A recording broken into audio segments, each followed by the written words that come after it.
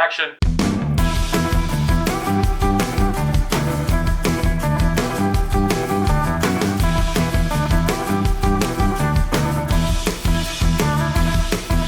That was so much better than the last time. You framed that very well. That was like 7.5 minutes. You're watching Through the Lens, where I, Adam Berardi, and my partner, Clay Moffatt. What's up, Clay? Hey, how's it going? Hey, we talk about movies and films and projects we've done at Overnight Pictures and kind of share with you some of the successes we've had, some of the pitfalls, and some of the great things that we've found in between. I think that pretty much sums it up, doesn't it? That sums it up excellently. So we were talking last time about October flowers, and we are still talking about October flowers today. This is going to be an October flowers October, if you will. It's going to be. It's going to be. One of our first, I think, really successful films that we made that gained a great deal of success, if I don't mind saying so. Yes. And it was one of the first ones that I actually had a working hand in. And we were talking a little bit about the house and some things, but I wanted to get into a little bit more pre-production before we hit any more of that. Okay. If you don't mind. Sure. Yeah, so, there was a lot of things that we had to do for pre-production for the October Flowers. One of the things we had to do was we had to, I will say it a million times, but being a small production company, we don't have a lot of funds. So we had to buy all of our props ourselves. There was no art department, am I right? Yes, you are 100% right. We were the art department, and we often still are the art department. We've gotten better at it, though. I will say that. We've gotten really great at it, and we've had some people act as art department for us in the past as well now. But for this one, it was you and me. So we had to do a lot of fun stuff, and I remember on the day before shooting, we had to go to a Savers or a Goodwill to pick up some more stuff. Do you remember that? I do. Yep. When I say some things, what I mean to say is a lot of things. Yes. So, yeah, we touched on this very briefly in the last episode, but we didn't get into the details because I was trying to figure out at some point right around then is when we went to the house and the guy gave us the tour and I took some pictures. But yes, we did buy some stuff. And in fact, I'll let you kind of carry on this story, but I want to say real quick because I know you're going to bring it up and we're going to talk about it. But we bought the flowers the day before the shoot. Was that bought at a Hobby Lobby or a Joann's or something like that? It was like a Michael's or it might have been Joann. It was one of those crafty stores. But yeah, we didn't have the title flowers until the night before the shoot. And truth be told, I really wanted black flowers. I wrote it to be black. I was thinking these like dark, ominous, not natural looking flowers. And I couldn't find them, or the ones that we did find that kind of fit what I was looking for just didn't feel right in the moment. So we were like, well, other Halloween color is orange, so let's go with that. But yeah, the day before, a crucial prop for the film we didn't have it in our hands until the day before. There's that. That's what I'll say. There's that. It was the truth. And sometimes on these productions, that's exactly what happens. And sometimes during the production, you're going to have to run out and get more things. And you're just going to have to deal with that. And that's just one of the things you have to deal with. We've done it on every single production. We've had to buy something else at the very last minute or in the middle of filming. Someone's had to run out and something's broke, so we have to get another prop gun. Yep. Or there's a million different things. That actually happened on another one. We'll talk about that one later. We'll get there. I know exactly what you're talking about. But it happens a lot. So I kind of wanted to touch on that and some of the pre-production woes that also are kind of part and parcel of the whole independent film gig. We did, again, massively successful film with this one. It was picked up. We'll get into some of the things that we didn't like later on. But having said, we won... This film won an award on IMDB for the best artwork, all sorts of stuff. We had some success with this. Yeah. And I'm very proud of it. But even going into it, the pre-production was difficult, to say the least. And that just goes into even casting alone, right? Yes. So yeah. I know we touched on it a little bit before with all the great actors we had, William Kenny, Sean Dillingham. Yeah. We had Bill Connor. We had Greg Lutz. He's a hero from 90210 back in those days. And he's still doing great stuff to this day. I think I just saw him on television the other day doing something great. Greg Lutz. Mm-hmm. And so, they're all still doing great things, these guys. We were lucky enough to get them. We all went to Sean's comedy club called the Comedy Spot. We sat down after a whole set was finished, and we were sitting back, and I talked to all of them about our dream. And we just come off doing a movie called Krampus Unleashed, and these guys are like, yeah, we want to do another movie with you. Let's do another one. This was another guy's movie, Robert Conway, that did that. And we all got together and we talked, and we were like, yeah, we're going to sign up to do this. We were very lucky to have that caliber of actor, a performer on our set. I think that's what added to the success of this film. Absolutely. And you want to say anything more about these guys at all and your feelings about them and their performances? Please feel free to chime in. Yeah, I mean, they did a great job. We talked about them in the last episode, so we gave them their October flowers in the last episode. But I'll rehash and say, yeah, it was a pleasure to work with all of them. That was the first time that I really worked with seasoned actors that had been on professional sets. Before that, you were the only professional actor I had worked with, because Silver Woods was kind of, everyone worked for free, like we already talked about. But yeah, it was a lot of fun, and it also, I think, was a testament to our ability to shoot this film in only 3 days. We tend to do that a lot, do the rushed, very quick shoot, because I hate to say it, but then if you're paying people a day rate, you can get away with not paying them as much. Also, at the time, I and many others on the set were working a full-time job, and so we had to work around schedules and stuff like that. So it was impossible for me to take a week off, or a couple days day off, couple days day off, and shoot for 2 or 3 weeks. It just wasn't feasible. And then you're adding that on top of the location that you're paying for daily. So it's just very much a tight budget that you need to squeeze as much out of everything as you can. And when you've got actors on set of that caliber, it helped immensely. I think it felt, in the moment, it felt more stressful than Silver Woods. But I think that's because we were essentially doing what I wanted to do with Silver Woods. It was just working better because everybody was much more prepared. I don't, if you watched it, I'm sure there's people that are like, oh, this doesn't look good, or it's not very professional. It often gets compared to a soap opera or BBC special, which is fine. I'll take that. But I don't think many people watch it and would ever guess that we shot that film in under 72 hours. That's not what comes up. It does not feel like that. Some of our other productions do feel like that, and this is not one of them. But yeah, they were absolutely wonderful to work with, all of them. Yeah, I think that sums it up nicely. They were all great. Consummate professionals, still to this day they all are.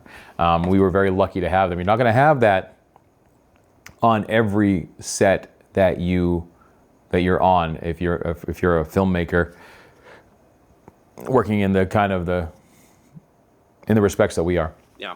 But if you happen to do other things, if you happen to be a PA on another set, or I guess the point I'm trying to make, I just did an episode of Hot Takes where I ate a bunch of hot food, hot spicy sauces, and we had Carolina Reaper, and it's starting to melt into my skull now, so I'm having a hard time speaking. Forgive me. It's really hot. All the milk in the world's not going to fix it. But you ought to just go out and buy a cow. Just have a cow on standby in the back. Just milking the cow. You know what? I just did a funny hand motion. Don't use it. Just zip over to you. I'm gonna use it. People are gonna do all sorts of weird stuff with that one.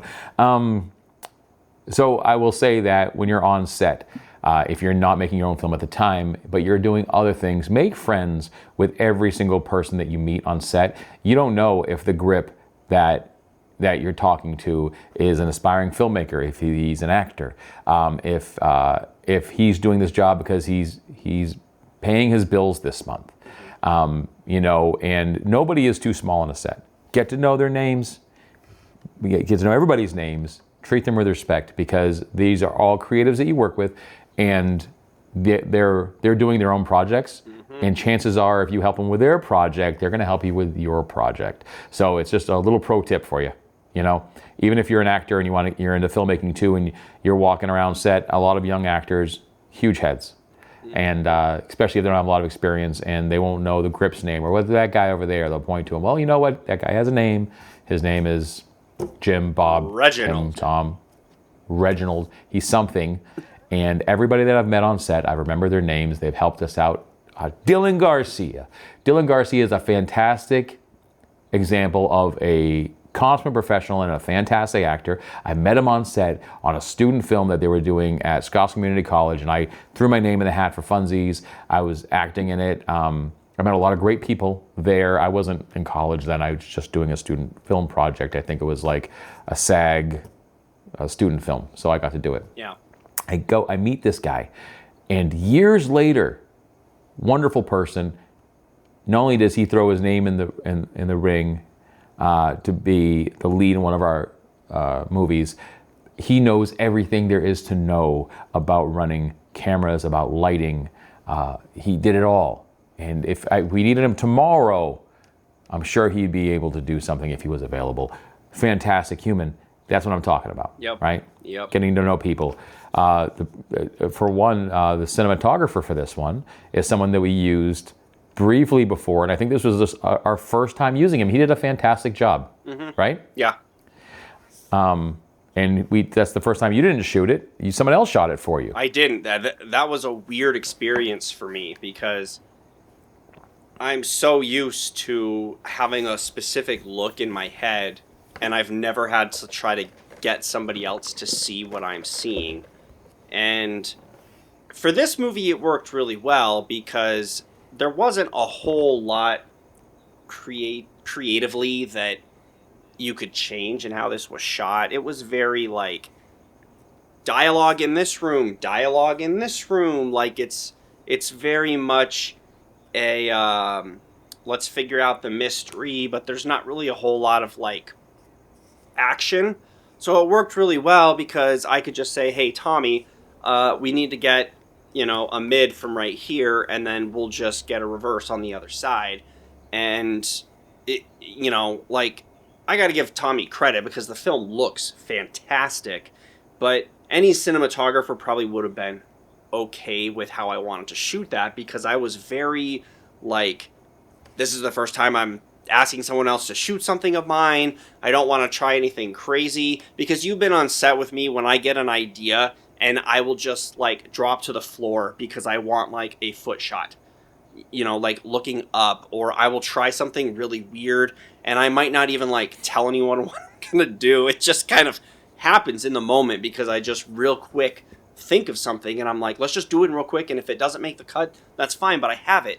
But I couldn't really do that with a cinematographer. I had to set it up, and he's trying to make sure that he does a good job on this so that A, he can get more work, and B, it doesn't like tarnish his name if it doesn't look good because I'm asking him to do a bunch of crazy things. So, yeah, a lot of the shots are framed very basic, and it feels like a very classically made film, which is why it gets compared to, you know, soap operas, because when you shoot things fast and you have this formula that you kind of have to follow, everything looks very similar. It has this, like, feeling. You know, I remember, I'll go off on a tangent real quick and then you can follow up. But I remember when I would be home from school, like, sick or something, and my mom would stay home from work, she would always watch As the World Turns. It was a soap opera. Yeah. And I remember that. She would usually actually record it on a VCR and then watch it later that day because she would work with my dad at the office. But if she was home for whatever reason, like if me or my sister were sick, she would just watch these soap operas. So sometimes I'd be out of my room, you know, eating soup or something, and I would just, I didn't really watch them. I didn't get like invested or anything, but they definitely have a feel for them that is different than film. And I didn't necessarily try to mimic it, but afterwards I'm like, oh yeah, it totally has like a very similar vibe to like, you know, late 90s, early 2000s soap opera. I even did the like transition wipes, which I'm sure we'll get into, and I know a lot of people didn't like. That was a post-production decision that I made and I'm happy with, so there. I'm happy. I was happy with all of it. And you know, it is flattering to be compared to a soap opera or yeah, I don't something from take the that BBC. as like a complaint or anything. Like that's a compliment in my view. Absolutely. I'm just looking up stuff that I wanted to ask. So Some stuff. while we're here, some stuff I wanted to ask because Okay. it's on the computadora. So I'm just asking some stuff. So, you know, you talked about working with. Did I say his name already? Tommy Perez. Yes, Tommy Perez. I don't know if he's what he's doing now, but he brought a camera that we hadn't normally used for anything. You own one right now. It's I think the upgraded model, but it's the Blackmagic production. Yes, yeah, camera. I own the 4K version. I might be selling it though. We'll see. The plan is to sell it. I love the camera, but that's a different story. But yeah, we used the. He's a Canon guy, guys. Yeah, I'm sorry. We used the 1080 version for October Flowers. There you go. Great camera though. Honestly, great camera. Oh, absolutely, it is. It's a good camera, and you know he did a great job with that. I'm just still looking up stuff. Give me a second here. Well, I'll throw out while you're looking. This was also the first time that I had a sound guy. I'm brain farting on his name right now. Forgive me. Oh, I want to say Tommy's, Michael. I want to say Michael. But yeah, I think it was Mike. Yeah. Okay. I don't remember last name. We only worked together a couple of times. Once It's after. funny after this because film. I don't mean to cut you off. You just we were just talking like 3 or 4 days ago. You said his entire name in the car. I know. I have a really good memory until I sit down to talk about something, and then I'm like, jelly beans. Like, I'll forget like the simplest thing. I'm like that though on a daily basis. Like if I get into an argument or I'm trying to have like a debate with someone about like, oh, I think it should be this way, you know, like just a constructive like on set debate, I'll like instantly forget everything about filmmaking, and like I'll be incapable of like making my point. Or, you know, and then afterwards I'll be like, oh, I should have said this, or this is what I meant, but you know, what can you do? But yeah, so forgive me, I don't remember his name. I think it was Michael. But You literally said his whole name just a couple days ago too. shoot. He did a good job with the sound though, for the most part. I mean, but here's the thing, right?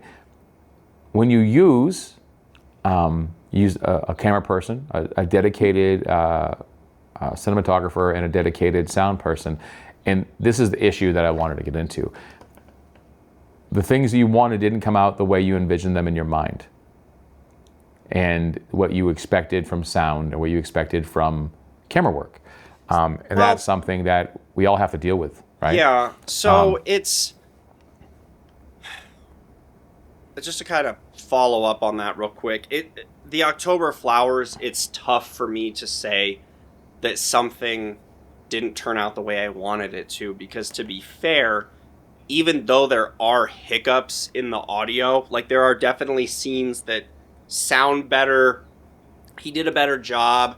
Maybe he had the mic closer. Maybe there was just too much noise going on during like action scenes or just the room tone, and we didn't have the ability to correct it like we would now. It's so simple. But back then it was a little bit harder to get rid of some of that noise and stuff like that. But that was the first time I had ever had a professional microphone. So everything, even the parts that didn't sound maybe perfect, sounded 10 times better than an on-camera mic, for example, used on Silverwoods. So from an audio perspective, it sounded even better than I could have possibly imagined, because I had never experienced something like that.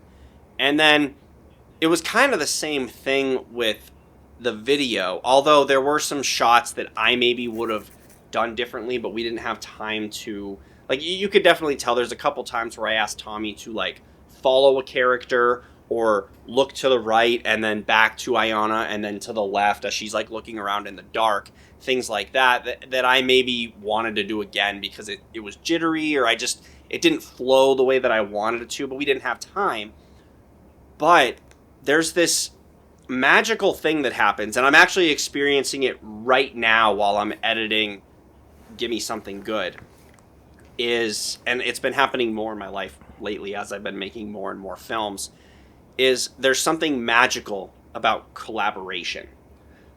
Something happens when you find someone that you trust or that is just as passionate as you are, does a great job with your work, that I could shoot the same thing, but I'm going to be dissatisfied with my shot. Like, I'm going through a period. I'm not like taking a shot at you. We've just worked together a lot, especially a lot lately because we've done. This is what I was getting. This is what I was getting to. We've done like ghost hunting and stuff, but I feel like my shots don't look as good as your shots, and you're always saying your shots look fantastic, and mine aren't as good, and it's just that like realization of like everybody has a different look, and being able to see and get someone else's look that you might not have thought of or done that way, it looks better than just you running around trying to do everything. And that was the first time I had experienced that, because I had never let anyone shoot, or I even had anyone to shoot what I wanted. And so, yes, October Flowers is a bad example, because obviously in that and all of the rest of my work, there are things that didn't turn out quite as good, or it turned out better. But in October Flowers, and this is probably a reason why I hold the film in such high regard, is I just think so much of it is very close to flawless. I know that's not the case, but it was like I had like slowly been getting better and better, and adding more things and learning tips and tricks.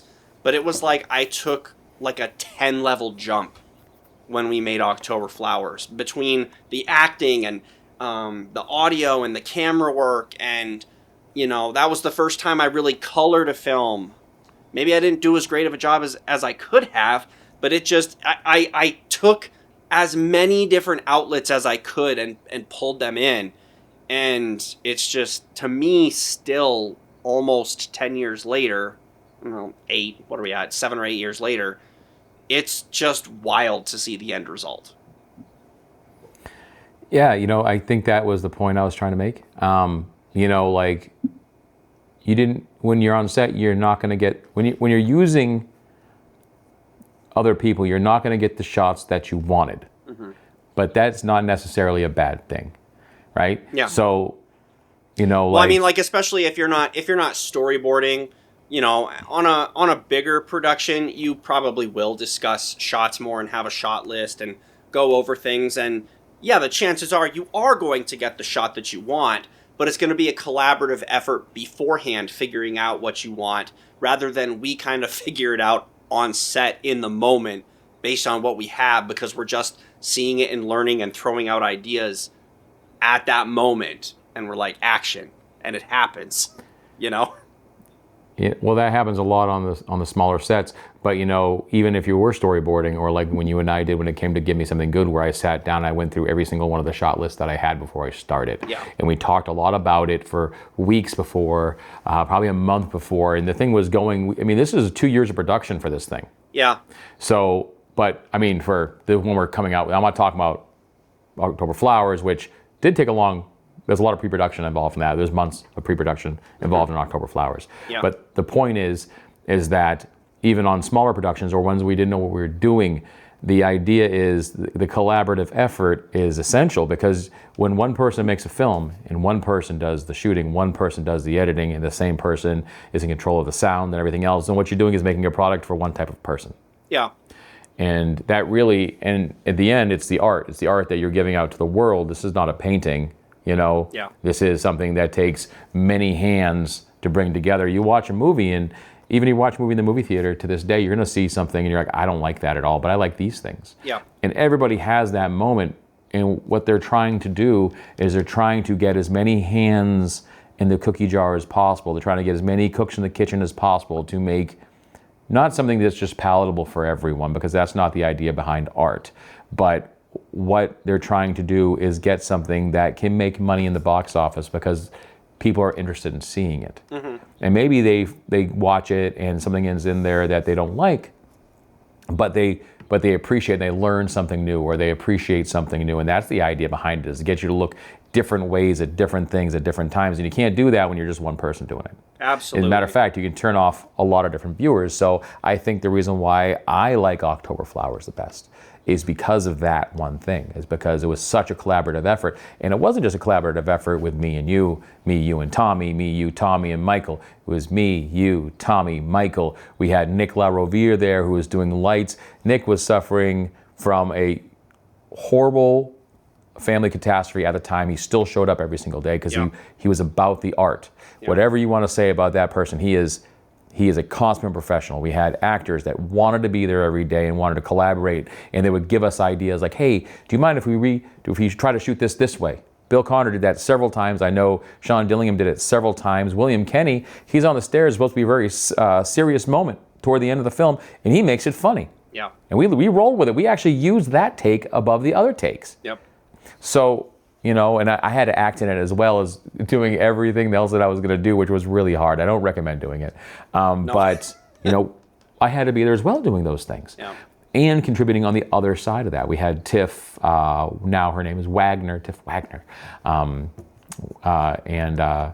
She was there. She was doing everything she could possibly do. We had all of these people that came together to make this. And I think that's why it's one of our more successful ones. Yeah. Not because I personally like everything about the film, because there's things I don't like about the film. There's some pacing I don't like. There's some choices I don't like, but it's not about just what I like. It's about what everybody likes. So, and we've had some great notes on that film. And time again, companies have picked it up. Yeah. So, and I think that's a testament. even all these years, we do get notes, and there's reviews, and we sent out screeners to get reviews early on. But even still, like if you look on IMDb and Letterboxd and places like that, even Amazon, it doesn't really have a whole lot of negative reviews. And in fact, I don't even think there's a review on IMDb. I think it's a very like mid-level film. Like I think that it's probably one of our higher regarded films just for that fact, because people will shred things apart that we've made. But there's people that like what we've made at the same time. But it's like, we don't get a whole lot of praise for October Flowers, but we don't get anything negative. Like, because there's just, I think people watch it and they're like, that was it was decent, like, and I hate to sound like a Debbie Downer when I say that, because, that makes it sound like it's not that great. But I think, there's a saying, and I'm going to butcher it, but it's something like, for every, people tend to, wow, I'm really butchering this. People tend to say negative things. Like for every negative thing, it's like there's so many positive things, but people don't post or say the positive things. So look that saying up, because I'm not going to right now. I'm already embarrassed that I just tried to blubber through that. But there is a saying about something like that. But it's true though. Every time someone has a bad experience, they tell at least 2 people, if not 4 people, and they're very vocal. If they have a good experience, they might tell 1 person. Yes, that's a better way to say what I said. And that's the thing. Yeah. It's like, you will get more than you bargained for. You'll get more bad reviews than you'll get good reviews. And, no cap, it's mid, yo. Like Clay said. It's all mid, no cap, on God. But forgive me, I'm sorry. Because you said mid. I did, I'm sorry. But, it's probably even better than mid player, because... I just meant like the actual... No reviews. Yeah. Literal meaning of mid, where like people don't know what to say about it, because it's not great, but it's not terrible. It's literally just mid. Yeah. But for indie film, that's pretty solid, because a lot of indie films, I think it has like 4.8 or 5 stars out of 10 on IMDb, so literally it's being rated mid. But a lot of indie films have like 1 or 2 stars. You know, we'll get into some. Two is the big one. I know Silver Woods has like 2.1 or something like that. By the way, one of our more successful films. Yeah. Yeah. I mean, sometimes if things are really bad, people will watch it. I don't think that's the case with October Flowers. I think it had good artwork. I think the trailer was well made, and I think it lured people in. And I think that we didn't, you know, we've run into this issue later, but I think that a lot of times it's because we did it on purpose, where we try to trick people into thinking that they're going to get something that they're maybe not going to get. I don't think with October Flowers we promised anything and then didn't deliver on that. We promised just a mystery, a ghost story, looks like haunted house from the trailer, and that's what you get. It's none of that like we're just going to show you the one battle scene of this 3-hour film and there's going to be no action in the whole film, but we showed all the action in the trailer. You know, you don't see it as much anymore, but there was a period where you saw that in Hollywood a lot. But we've done that in our films, specifically. I know we'll get into talking about it later, and I'm excited because I think it's going to be an interesting one to talk about. But we basically played people into watching Last House on the Street. That was a test. Making that film was a test because we made the artwork, you know, seductive, and we named the film something that sounded like 4 dozen other films. We made the trailer look like it was significantly more gory, disturbing, sexual than it was. But we'll get into that. But anyway, the point is, it was slightly sexual. It's just that you guys wanted to see boobs, and we showed you naked men. And I did that because I thought it was funny. Yeah, but I think people thought we were going to give them more than we did, and that wasn't the case with October Flowers. We just gave you what the film is in the trailer. One of those naked men are my son. It's my son. That's true. So I mean, I put my name on. I put it on the line for you guys. That was the longest gag I've ever run in my entire life. That was one of our most successful films. So our test worked. We have not. It was great. We have not replicated the test because I think we both did things that we didn't want to. Making that. I didn't want to do some things. We have a line we don't like to cross, and you can cross it if you want to. I don't judge anybody. There's no judgment here.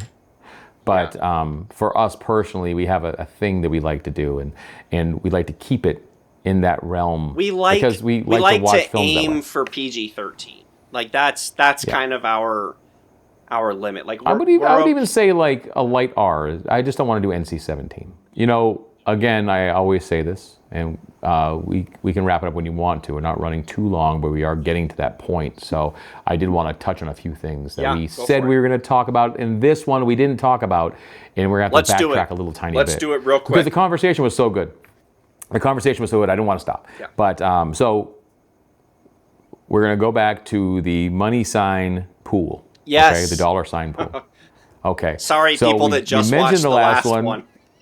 We're going to get to it. We just wanted to wait because it's a good part. We wanted to wait to the end. Yes, okay. So there's a dollar sign pool. Do you want to start talking about why the house is the way it is, or should I start talking about it? Okay, so I'm going to be completely honest with you. I am very unprepared for this episode. I took my family to Disneyland, and we've only been back for a couple of days, and 3 12-hour days with 5 kids is a lot, and I'm slightly still recovering. So I do know a little bit. I know it was like a rapper, like a singer or something, lived in that house and made the pool. There's a whole history. So if you want to start, I can chime in on details. So there was a person who bought the house after the musician. And oops, I just dropped my earbud. I'm going to put it back in my ear now. Slippery earbuds today. Can you still hear me? I can hear you. Outstanding. So the owner of the house told us about this. I tried looking it up myself. Had a hard time doing it. I couldn't even remember the address or anything. I was going to look it up too.